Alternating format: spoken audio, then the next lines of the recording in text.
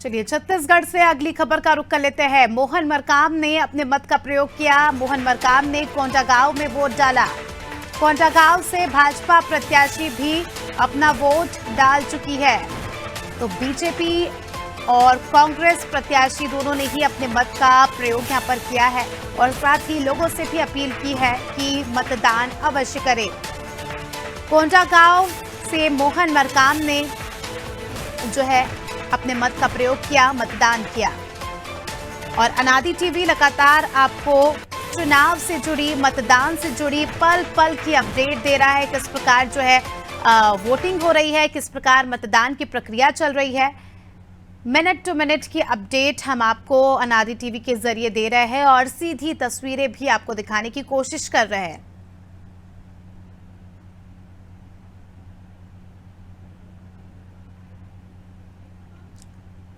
तो मोहन मरकाम ने कोंडागांव में वोट डाला। साथ ही कोंडागांव की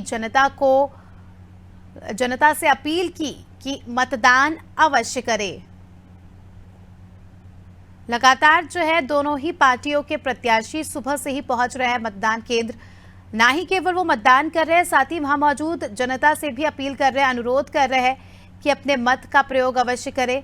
और आज जो है बहुत बड़ा दिन है छत्तीसगढ़ के लिए, क्योंकि आज जो है प्रत्याशियों की किस्मत ईवीएम में कैद होगी और आने वाले 3 दिसंबर को ये परिणाम जो है सबके सामने होंगे।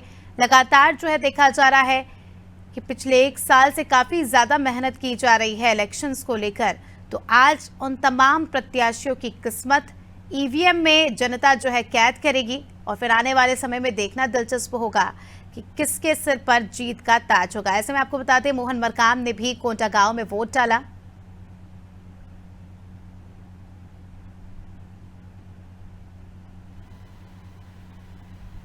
जबरदस्त उत्साह है। अक्सर हमारे यहाँ लगभग 84% वोटिंग होती है, तो उस क्षेत्र की जनता की जागरूकता की पहचान भी होती है। मैं जनता से अपील करना चाहता हूँ, अपना काम धाम छोड़कर पहले मतदान करें और अपने एक जागरूक नागरिक होने का परिचय भी दें और जनप्रतिनिधि भी चुनें, ताकि हम 5 साल क्षेत्र के लिए ज़्यादा से ज़्यादा अच्छा काम कर सकें। ज़बरदस्त उत्साह है, लोगों में ज़बरदस्त उत्साह है। उनके चेहरे बता रहे हैं कि छत्तीसगढ़ में फिर से कांग्रेस की सरकार बनना तय है। और जो कोंडागांव का मिथक है, 2 बार से ज़्यादा कोई नहीं जीता, वो रिकॉर्ड भी टूटेगा और मुझे जीत मिलेगी, ऐसा मुझे लगता है। जनता के जो हाव भाव से मुझे लगता है इस बार फिर से कोंडागांव सीट मोहन मरकाम को दे देंगे। जबरदस्त उत्साह है।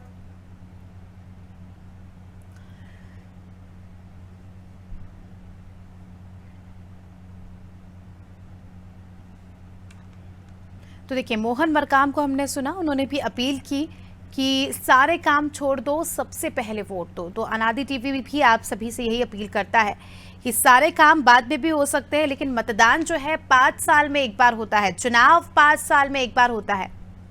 तो सबसे पहले मतदान करें, अपने मत का प्रयोग करें। इसी के साथ राजनांदगांव से हमारे साथ हमारे सहयोगी शशांक जुड़ चुके हैं, उनसे जो है हाल जानेंगे कि क्या कुछ यहाँ पर चल रहा है।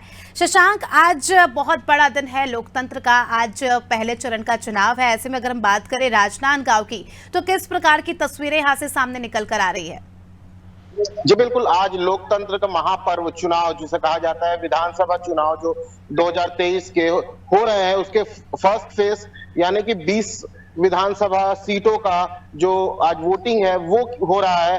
बात की जाए राजनांदगांव जिले की, तो अविभाजित राजनांदगांव जिले में 4 और मानपुर और खैरागढ़ मिलाकर टोटल 6 विधानसभा सीटों पर आज सुबह से ही 8 बजे से 5 बजे तक मतदान किया जा रहा है। और लगातार चुनाव आयोग और प्रशासन द्वारा तमाम व्यवस्थाएं जो है मतदाताओं के लिए की गई है, चाहे बात की जाए संगवारी बूथ की या फिर दिव्यांग और विकलांग जनों के लिए अलग से बूथ बनाने की बात हो।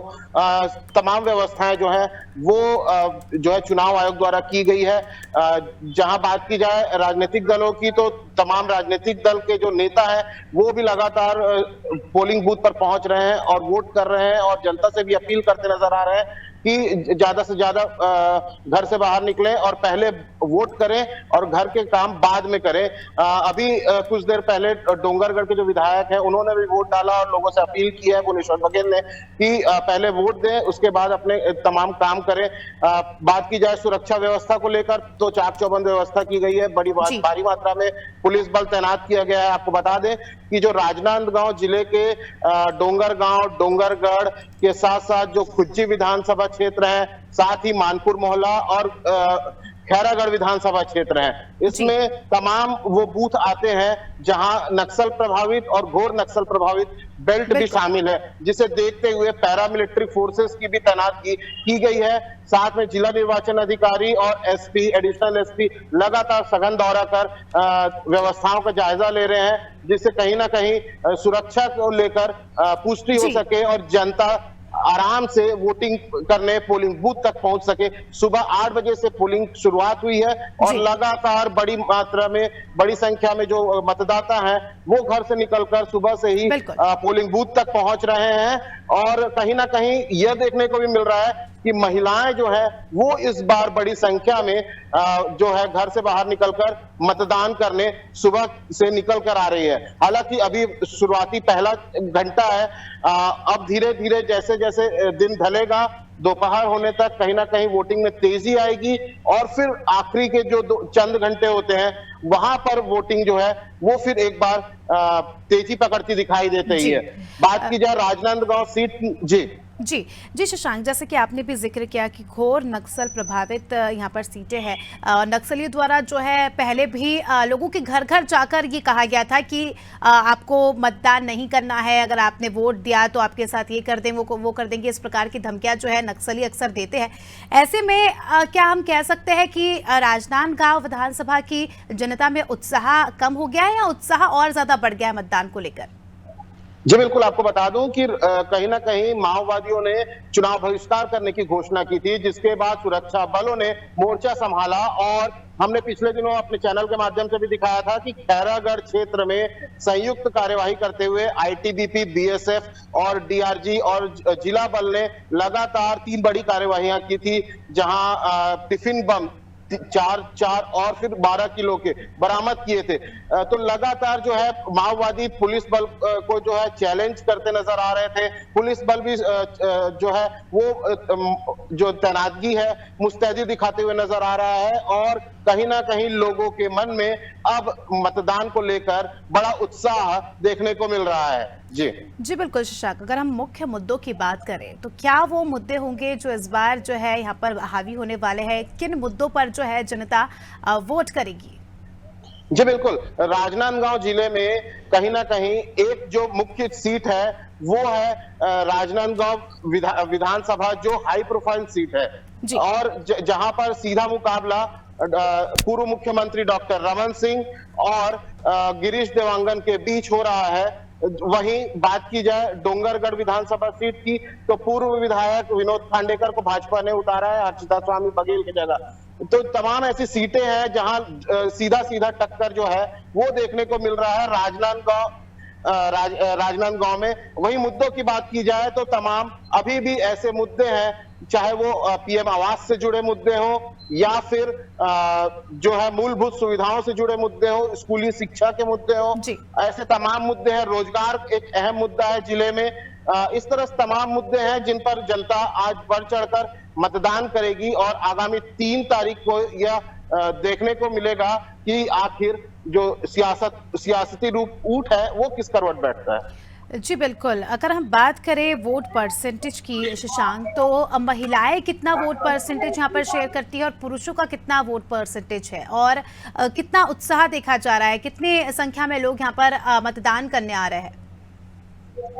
जी बिल्कुल, सुबह से ही जैसे ही सुबह 8 बजे से मतदान शुरू हुआ, बड़ी मात्रा में लोग जो है अपने घरों से निकलकर सामने आ रहे हैं और कहीं ना कहीं पोलिंग बूथ का रुख करते नजर आ रहे हैं। उसमें कहीं ना कहीं यह कहना भी सही होगा कि जो महिलाएं हैं वो बड़ी संख्या में निकलकर घर से बाहर आ रही है। वहीं बात की जाए पोलिंग परसेंटेज की तो देखने में आया है कि जो मैदानी क्षेत्र है वहां 70% से ऊपर मतदान होता है और यह राजनीतिक जानकार भी यह मानते हैं कि अगर वोटिंग परसेंटेज ज्यादा होता है तो कहीं ना कहीं परिवर्तन की लहर जो है वो भी देखने को मिलती है। जी बिल्कुल, और लगातार यही कोशिश रही है सरकार की भी कि लगातार जनता को जो है हम कह सकते हैं कि प्रोत्साहित किया जाए, क्योंकि जिस प्रकार से हम भी जिक्र कर रहे हैं कि लगातार नक्सल प्रभावित क्षेत्र होने के चलते कहीं ना कहीं जनता में डर का माहौल भी होता है, मगर उस डर से परे हटकर जनता जो है उत्साहित होकर वोट करी, अपने आप में काफी अच्छी बात है और अपने आप में काफी अच्छा संदेश है। शशांक, अब देखना खास होगा कि क्या कुछ वोटिंग परसेंटेज रहता है शाम तक और कितने लोग जो है वोट डालने आते हैं।